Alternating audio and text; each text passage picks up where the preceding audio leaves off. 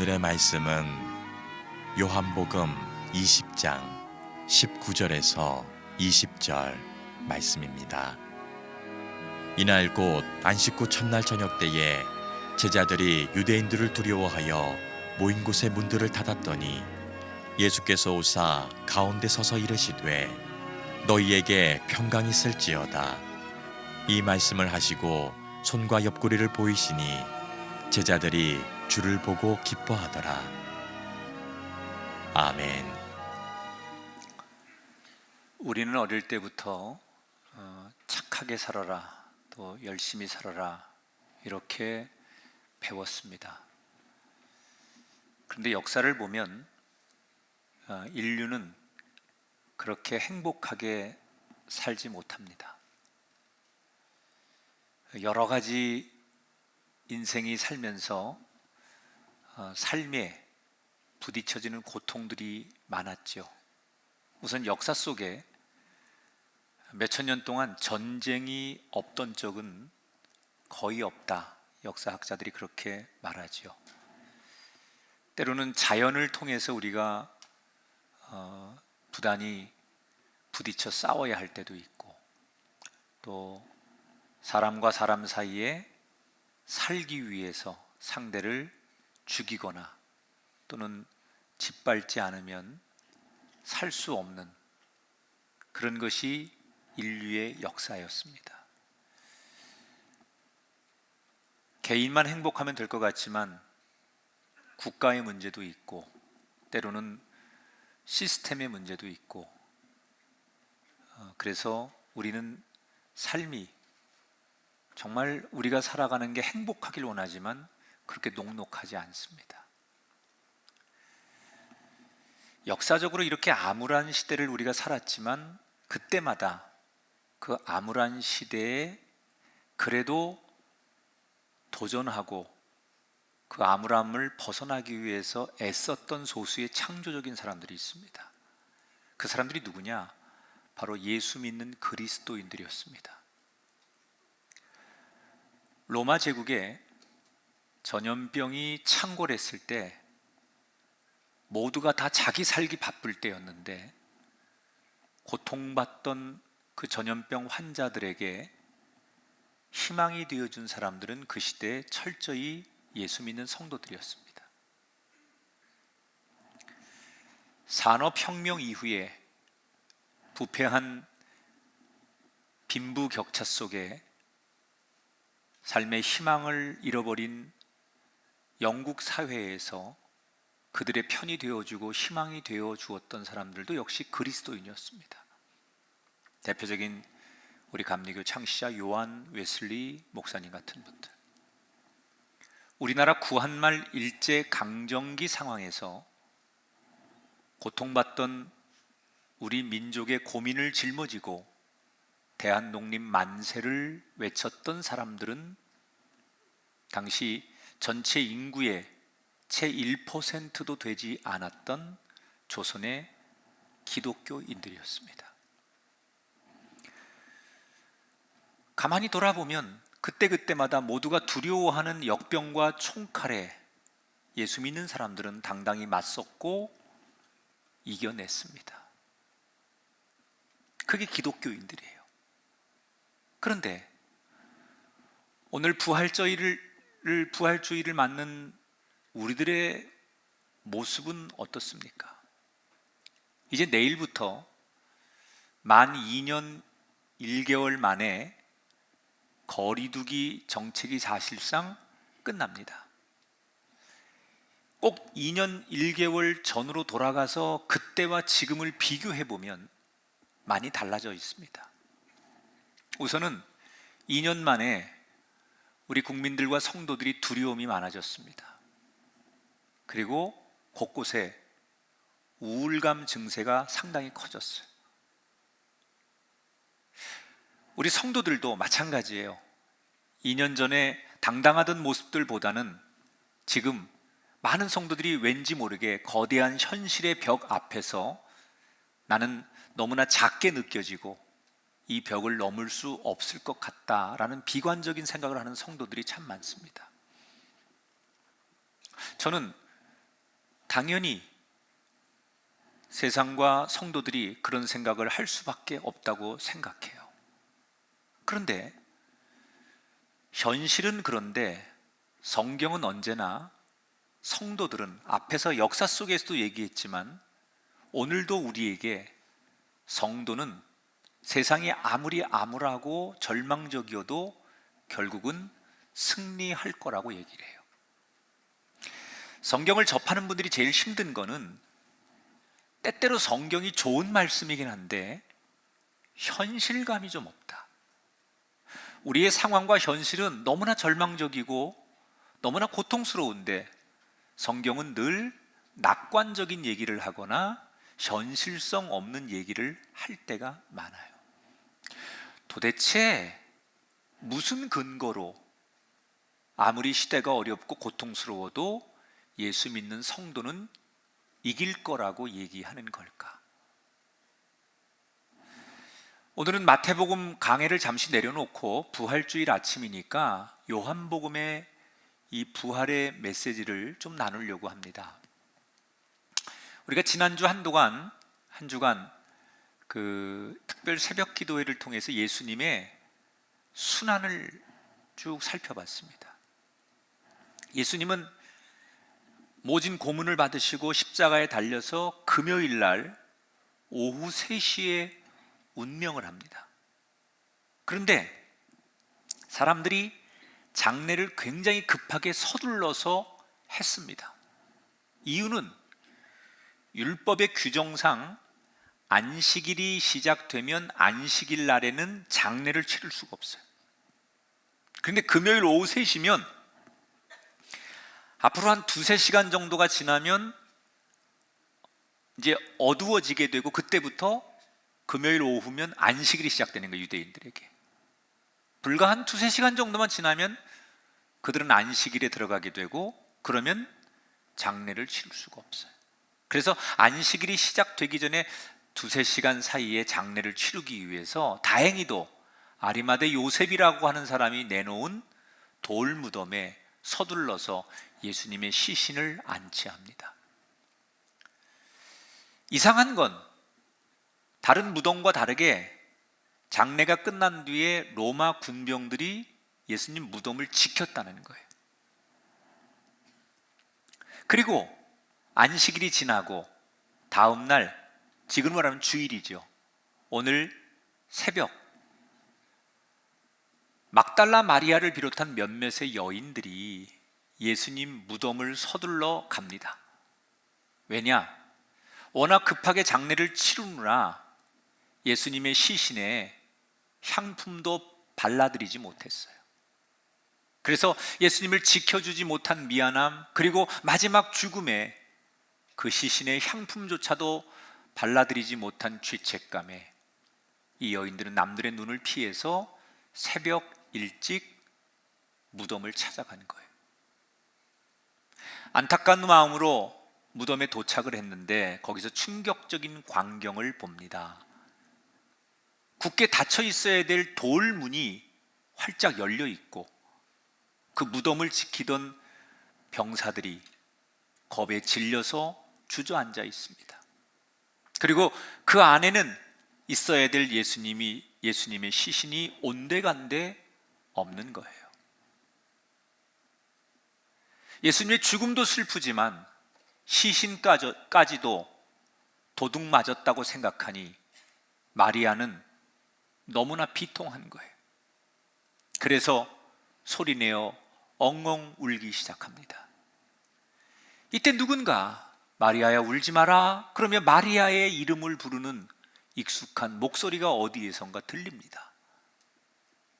목소리가 들리는 곳으로 고개를 돌려보니 깜짝 놀랐습니다.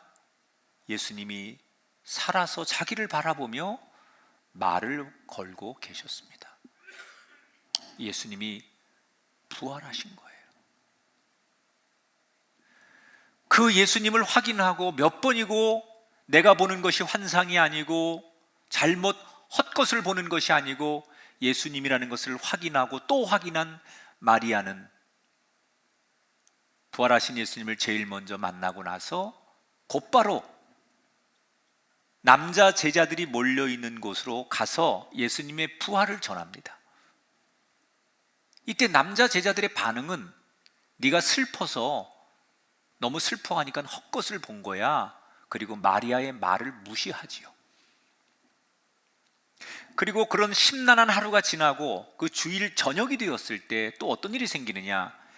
예수님의 죽음 이후에 젊은 두 제자가 더 이상 예루살렘에 있을 이유가 없다고 생각하고 예루살렘을 떠나서 엠마오라고 하는 곳으로 가고 있었는데, 그 가는 길가에서 부활하신 예수님이 찾아오셔서 생생하게 부활의 주님을 이 두 제자들이 만나게 돼요.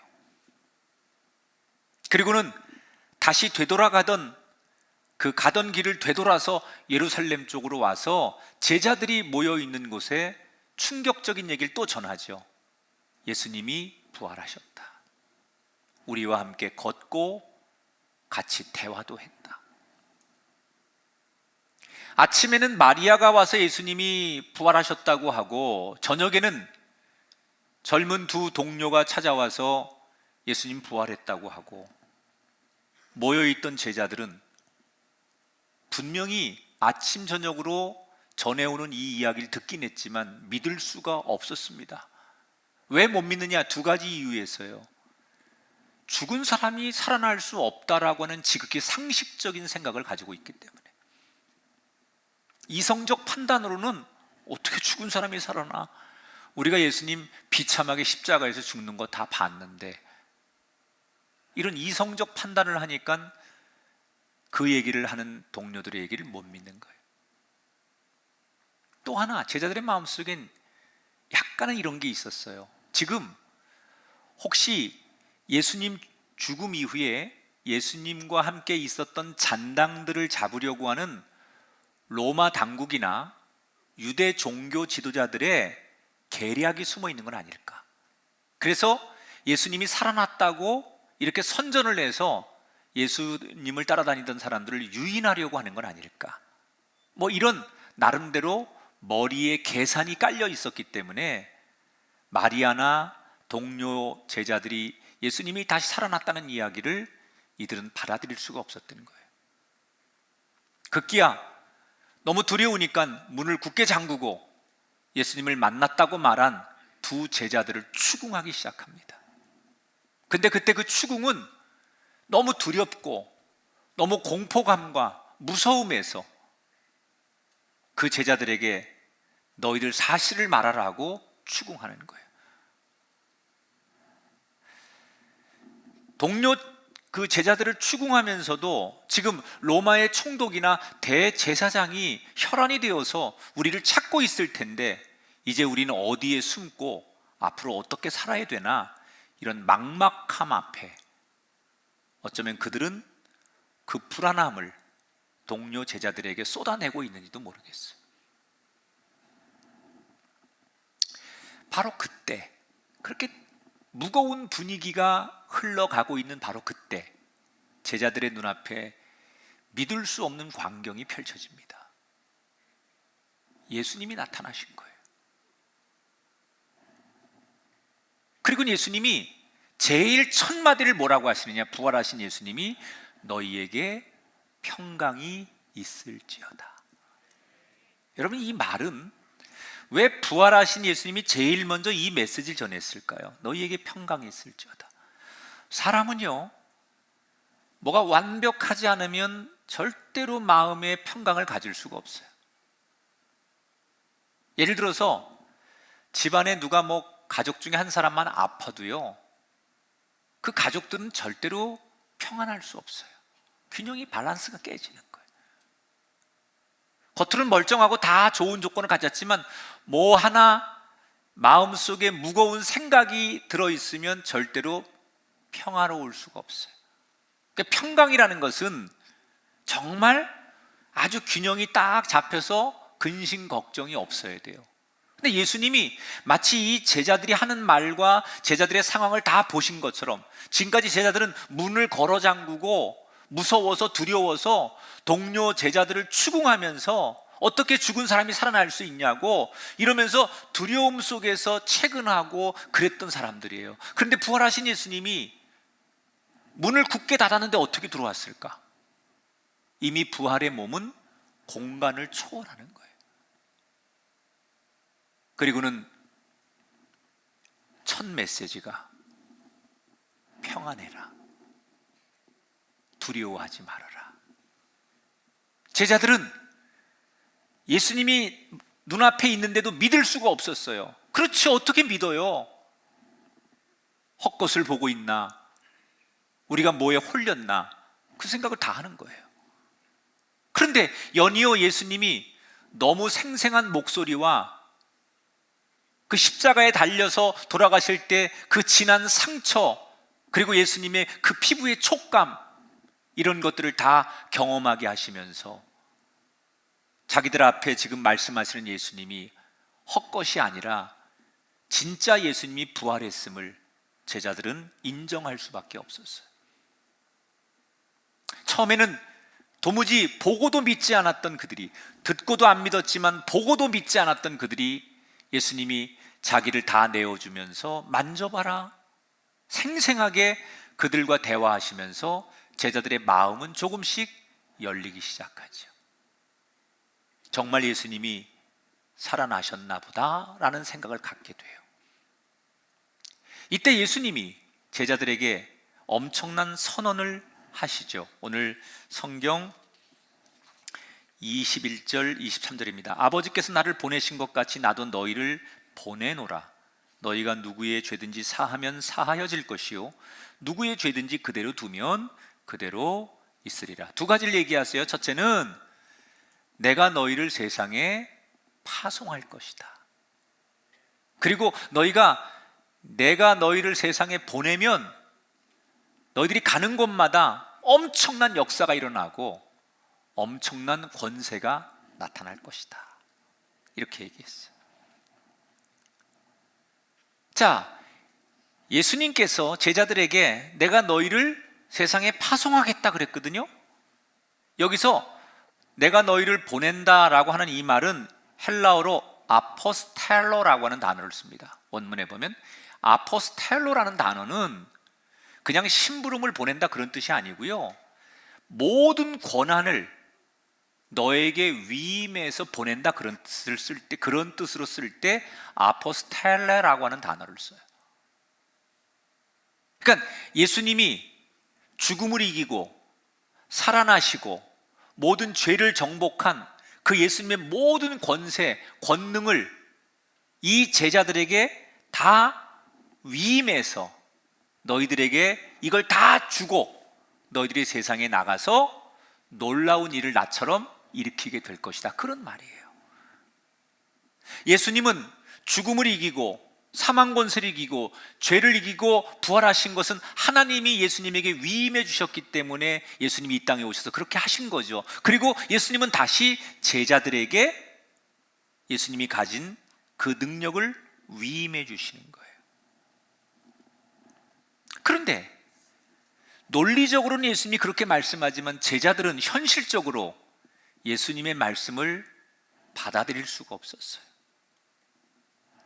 아니, 지금 사람들 하나 만나는 것도 두려워서 문을 꽁꽁 걸어 잠그고 숨어서 몇 날 며칠 숨도 제대로 못 쉬고 있는 우리들에게 문을 열고 세상으로 나가라, 그리고 세상에서 예수의 이름으로 권능을 나타내고 너희들도 승리자가 되어서 살 수 있다, 이렇게 말씀을 하시지만 지금 우리의 처지가, 우리의 상황이 그럴 수 있는 게 아니에요. 예수님의 얘기는 너무 무모한 소리예요. 현실성이 없는 소리예요. 도대체 예수님은 무슨 근거로 발걸음도 뗄 수 없고 문의 빗장조차도 열 수 없는 제자들에게 당당하게 세상에 나가서 승리자가 되라고 말씀하시는 걸까? 예수님이 그 근거가 있었어요. 내가 세상을 이겼기 때문이다. 내가 이미 죄와 죽음과 사망을, 세상을 이겼기 때문에 내가 이긴 그 힘을, 내가 이긴 권능을 너희에게 주니, 아포스텔로, 내가 그 힘을, 그 능력을 너희에게 다 위임하니 이 능력 가지고 나가서 너희도 나처럼 죄와 사망을 이길 수 있다.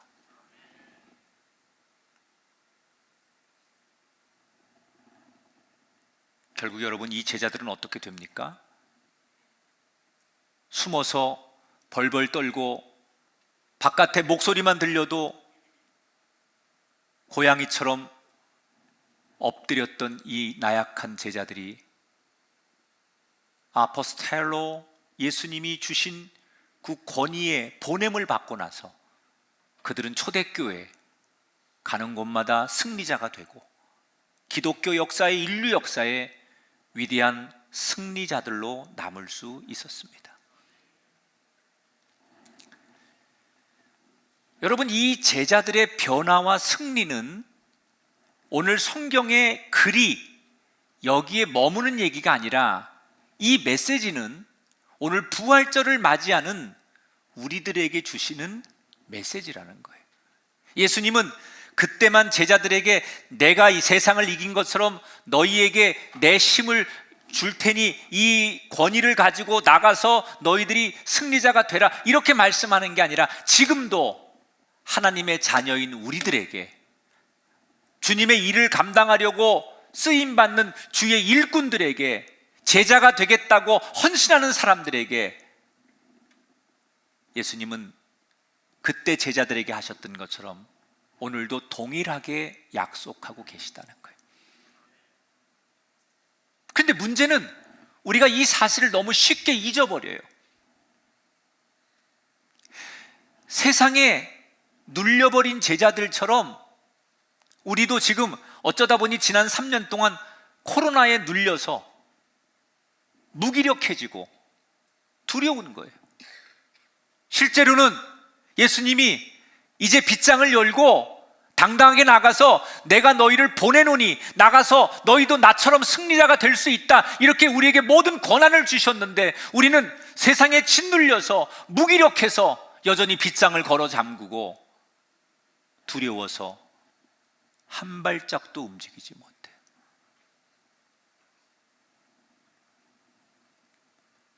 교회의 문이 벌써 열렸는데 여전히 코로나가 두려워서 교회를 못 나온대요. 똑같죠, 제자들하고. 여러분, 원래 예수 믿는 사람들은 그런 사람들이 아니에요. 원래 예수 믿는 사람들은 세상이 불가능하다고 할 때 성도는 할 수 있다고 외치는 사람이 성도예요. 세상이 두려움에 휩싸일 때 성도는 용기 있게 일어설 수 있는 사람이 성도예요. 세상이 길을 찾지 못할 때 성도는 힘차게 길을 개척하는 사람이 성도인 거예요.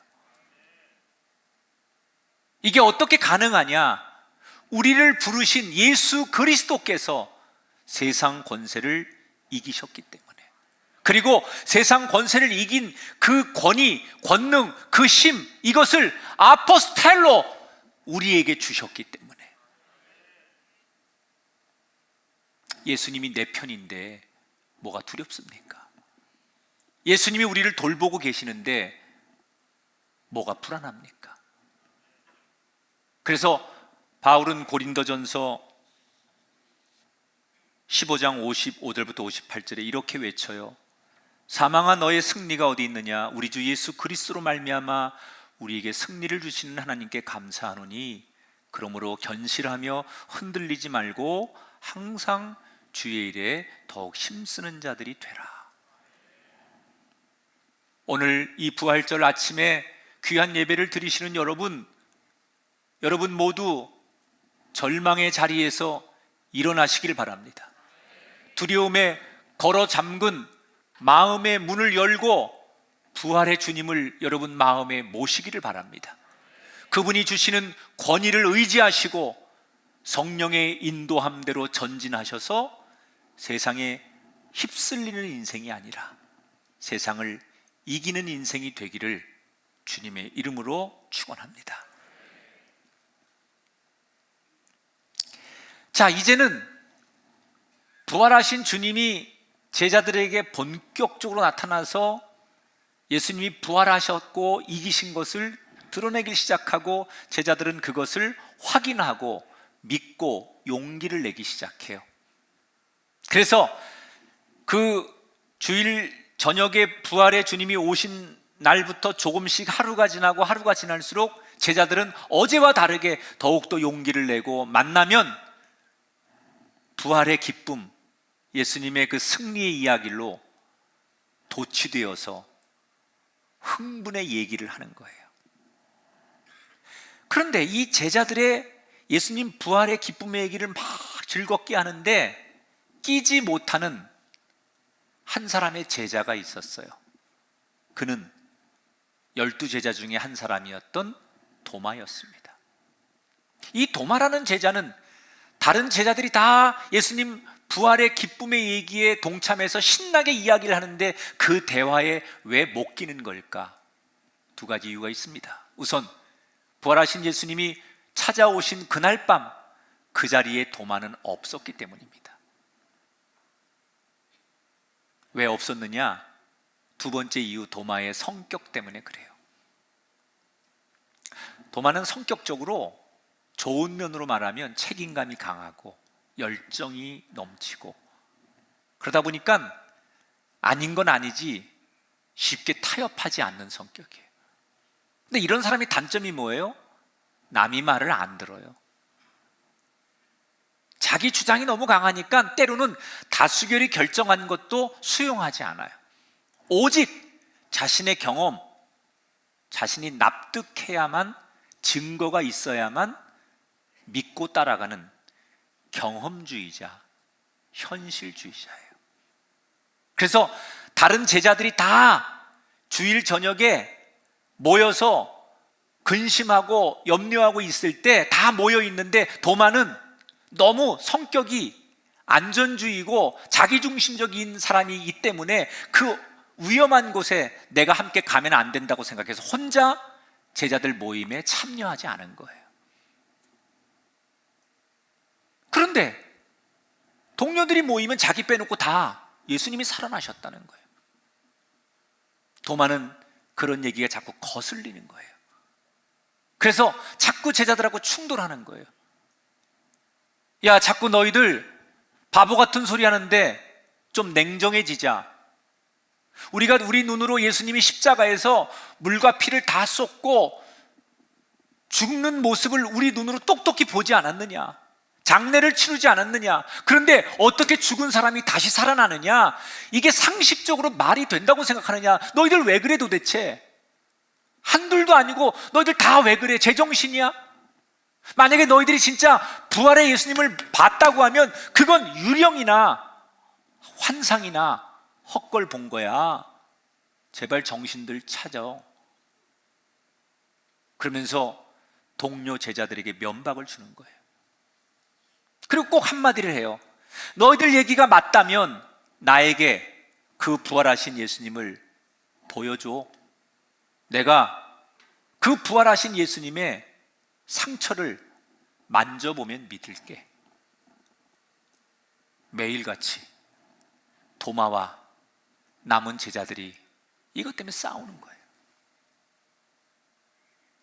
그리고 부활하신 주님이 처음 그들을 찾아오고 나서 8일쯤 지난 어느 날, 그날도 제자들은 한 곳에 모여서 문을 걸어 잠그고 어제와 똑같이 논쟁을 하고 있는 거예요. 예수님이 진짜로 살아났다, 말도 안 되는 소리 하지 말아라, 이러고 도마와 나머지 제자들이 논쟁을 하고 있었어요. 그런데 그렇게 한참 논쟁을 하고 있는 그곳이 갑자기 누군가 불을 킨 것처럼 환해지더니 놀라운 일이 벌어집니다.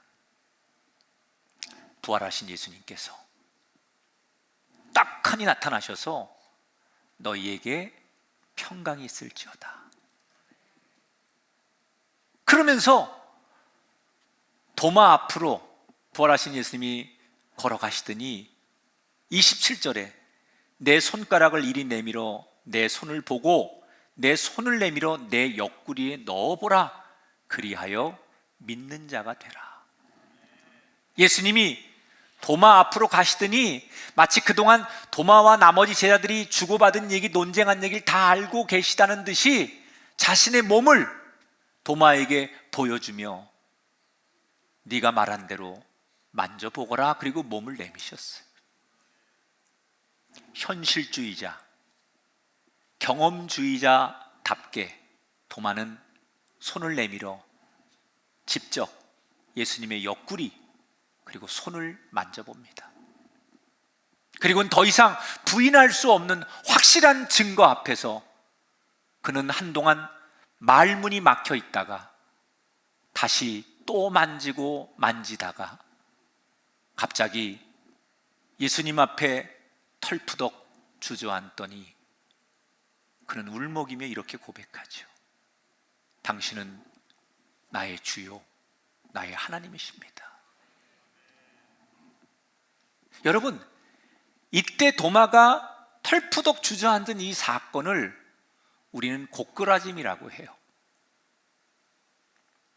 내가 철석같이 믿고 있었던 이성적인 판단, 경험주의, 내가 옳다고 생각했던 내 신념, 이런 것들이 어느 날 예수님 앞에 무너지는 고꾸라짐, 복음 앞에, 십자가 앞에 내가 살아온 인생의 경험과 내가 알고 있는 모든 것들이 아무것도 아니라고 생각하고 그저 다 고꾸라지는 그때, 그게 인생에서 가장 행복한 날이에요. 어떤 인생이든 간에 예배를 드리면서 찬양을 듣다가 아니면 우리가 주의 말씀을 듣다가 십자가 앞에, 복음 앞에 고꾸라지는 이 도마 같은 그런 일이 일어날 때 우리의 인생은 비로소 행복해지는 거예요. 여러분이 철석같이 믿고 있던 그 사실, 여러분이 의지하고 있던 그 가치 앞에 어느 날 그것을 다 내려놓고 복음 앞에, 예수님 앞에, 예수 이름 앞에 무릎 꿇고 고꾸라질 수 있는 진짜 복된 여러분들이 되시기를 주 이름으로 축원합니다. 가장 늦게까지 자신을 받아들이지 않고 의심했던 이 도마를 향해 예수님 뭐라고 말씀하세요? 만져보기 전에 너희 친구들이 얘기한 대로 그냥 믿지 그랬냐라고 말씀하시며 도마를 오히려 위로하시고 용서하심으로 오늘의 이야기가 막을 내려요. 자, 저는 이 설교를 마치면서 도마를 비롯한 나머지 제자들의 이 모습이, 예수님을 만나기 전 이 제자들의 모습이 계속 잔상이 지워지지 않는 거예요. 자, 예수님이 3년 동안 가장 많이 공을 들인 사람들이 제자들이에요. 당연히 가장 가까운 곳에서 예수님을 모셨어요. 최측근이죠. 그래서 누구보다도 예수님의 기적을 많이 경험했고 예수님에게 하나님 나라에 대한 복음을 가장 많이 들었고 어쩌면 영적인 특혜를 제일 많이 입은 사람들이에요. 물론 예수님이 십자가에 죽는 이야기도 그리고 다시 살아날 것에 대한 순환의 얘기도 몇 번씩 하셨어요. 제자들이라면 예수님의 계획, 하나님의 뜻, 모든 걸 다 노하우를 전수하듯이 3년 동안 그들에게 모든 걸 예수님은 쏟아부었어요. 그런데 이 제자들이 결정적인 순간에 세상의 논리에 탁 갇히고 마는 거예요. 다수의 제자들은 세상의 심의 논리에 갇혔고 도마는 이성의 논리에 눌려 있었어요. 그래서 예수님이 이미 예고하신, 예언하신 부활을 믿지 못하고 보고도 부정하는 거예요. 만약에 여러분이 예수님이라면 부활하신 다음에 이런 제자들에게 뭘 어떻게 하시겠어요? 제가 만약 예수님이라면 3년 동안 그렇게 공을 들이고 너희들을 만나러 오겠다고 얘기했는데도 그 부활을 믿지 못하고 만나고서조차도 한동안 믿지 못하던, 마음을 열지 않았던 그 제자들에게 부활의 예수님이라면 섭섭하고 아쉽고 조금 싫은 소리 할 수 있지 않을까요? 내가 부활의 능력으로 다시 살아났는데 너희들 그 정도밖에 되지 않느냐, 이렇게 말씀할 수 있잖아요. 그런데 부활의 예수님은 안 그러셨어요. 부활의 능력으로 그들을 질책하는 게 아니라 두려움으로 문을 잠근 제자들에게, 직접 만져봐야만 믿을 수 있다고 말하는 도마에게 찾아가셔서 자신을 내어주고 그들의 힘이 되어주고 그들이 편하게 예수님을 받아들일 때까지 기다려주셨어요. 부활의 능력을 가지고 너희들 그거밖에 안 되냐고 그들을 혼내시는데 부활의 능력을 사용한 게 아니라 그 부활의 능력을 그들을 위로하고 그들을 축복하고 그들을 격려하는 데 쓰셨다는 거예요. 그랬더니 겁쟁이들이던 이 예수님의 제자들이 주님의 용기와 주님의 격려 속에 세상을 이기는 인생이 되더라는 거예요. 이때만 그런 게 아니에요. 예수님은 우리를 사랑하는데 부활의 능력을 쓰세요. 죄인이던 바울을 품기 위해 부활의 능력을 쓰신 것처럼 예수님은 죄인인 우리를 위해서, 영적인 철부지인 우리를 품기 위해서, 때로는 일상에서, 때로는 기적으로 부활의 능력을 우리에게 사용하고 계십니다. 여러분, 이 부활의 아침은 어떤 날이 되어야 되느냐? 나에게 책망하기 위해서 오시는 부활의 예수님이 아니에요. 내가 이 코로나 기간 영적으로 게을러지고 아둔해지고 빗장을 걸어 잠그고 두려움 속에서 숨어있는 그런 연약한 신앙으로 살았지만, 이 부활의 아침 주님은 그런 나를 너 그 정도밖에 안 되느냐, 네가 그 정도 믿음밖에 안 되느냐, 이렇게 우리를 책망하시지 않고, 그래, 얼마나 힘들었니? 이제 내 손을 잡고 빗장을 열고 세상으로 나오라고 격려하시는 예수님의 음성을 듣는 날이 부활의 아침이에요. 그래서 저는 오늘 이 부활의 메시지의 마지막을 이렇게 얘기하고 싶어요. 예수님은 우리를 끝까지 사랑하십니다. 중간에 제자들이 어떤 이탈이 있고 기대치만큼 예상한 대로 되지 않았을지라도 부활의 예수님은 우리를 끝까지 사랑하십니다. 저는 한동안 이 코로나 기간에 부활절이 무슨 의미가 있을까 이렇게 고민을 했습니다. 그러나 어두운 시대일수록 부활절을 더 잘 보내야 됩니다. 어떻게요? 오늘 우리는 이 부활절을 통해서 예수님이 세상을 이겼음을 기억해야 돼요.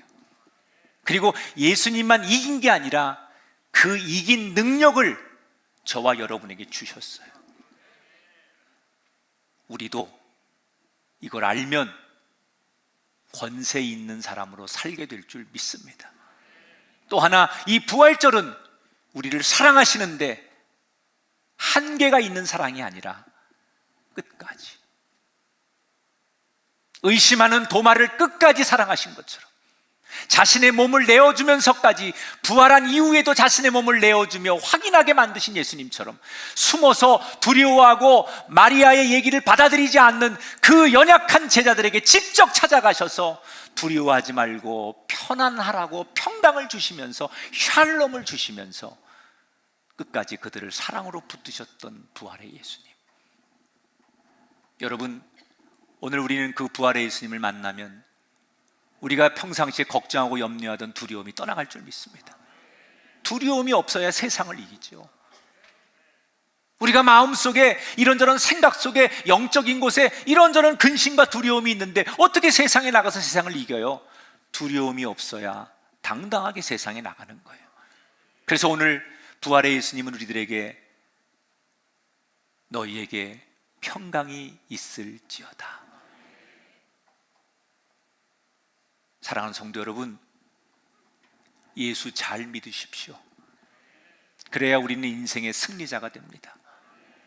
부활의 예수님 잘 붙드셔서 저와 여러분 모두가 승리하는 아름다운 인생들이 되셔서 오늘 예수님께서 승리하시고 우리를 파송하시는데 그것은 형식이나 의미 없는 파송이 아니라 예수님처럼, 제자들처럼 우리가 승리할 것을 아시기에 우리를 파송하는 거니까 당당함으로 이 부활의 능력을 힘입어 오늘부터 더욱더 세상의 예수님 제자답게, 자녀답게 승리하는 우리 모두가 되기를 주님의 이름으로 축원합니다.